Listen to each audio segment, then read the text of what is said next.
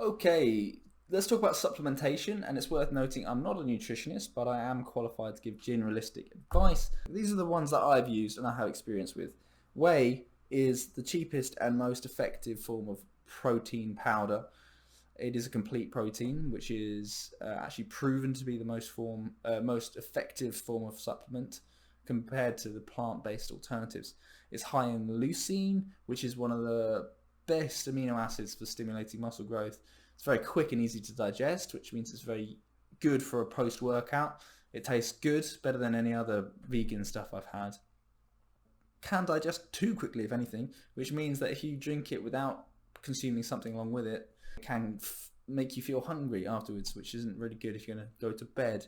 Maybe consider a form of casein if you're going to go to bed, like a Greek yogurt before bed. That would be a better idea, because whey is very fast acting, which is why it's so good as a post-workout protein. Whey contains a small amount of lactose, so if you're lactose intolerant or allergic to dairy, do avoid this supplement. But yeah, obviously dairy industry, potentially a polluter, so maybe factor that into your considerations. I would recommend a whey protein from myprotein.com, because the smaller manufacturers have known to be sketchy in terms of production techniques and contamination. The Impact Whey protein is the UK's #1 protein powder for everyday nutrition. It is high in protein relative to the calories, and the strawberry cream is my favourite. Mixes well with water, don't need to have any extra milk. Pea protein, what I'm referring to here is actually the vegan protein blend. It's slower to absorb, which means it's not quite so good as a post-workout, but easier to digest because it's free of any top allergens, of which dairy is one. It has pretty much a complete amino acid profile, albeit slightly lacking in one, but much higher in another. It has been reported to do pretty much the exact same job as whey. The land requirement is 1/10 of that of whey. If you do buy vegan, you are going to have to shop around because most of them do taste like soil. That's the pea protein. That's not the vegan blend that I'm referring to. I'm referring to the vegan protein blend from myprotein.com. Exact same as that, but it says vegan blend on it. Mixes well with water. Again, I'll go for the strawberry flavour. 22 grams of protein for 110 calories. If you are going to use myprotein.com, make sure to use the discount code. Otherwise, you're going to pay through the nose for something you can get very cheaply. Creatine monohydrate. Okay, this is again a very cheap supplement. Probably like £8, will last you like a year.